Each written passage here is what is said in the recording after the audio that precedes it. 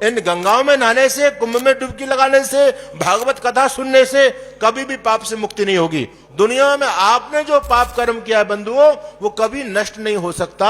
हर एक कर्म का फल देने के बाद ही नष्ट होता है, उससे पहले नष्ट कदापि नहीं हो सकता। ये लोग आपको बहका रहे हैं ना कि भाई हमारी कथा सुन लो, एकादशी का व्रत कर लो, कुंभ में स्नान कर लो, ये सब कुछ दुकानदार लोग अपनी दुकान खोल करके बैठे हैं।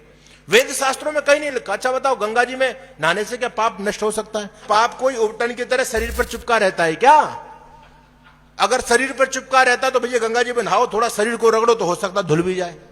लेकिन पाप तो शरीर पर नहीं रहता, पाप तो मन के अंदर रहते हैं, और मन की शुद्धि जल से नहीं होती। अद्भिर्गात्राणि शुद्धंति मन सत्येन शुद्धति विद्या तपोभ्याम भूतात्मा बुद्धि ज्ञानेन शुद्धति। महर्षि मनु कहते हैं इस बात को, अद्भिर्गात्राणि शुद्धंति, जल से तो शरीर की शुद्धि होती है, मन की शुद्धि नहीं होती।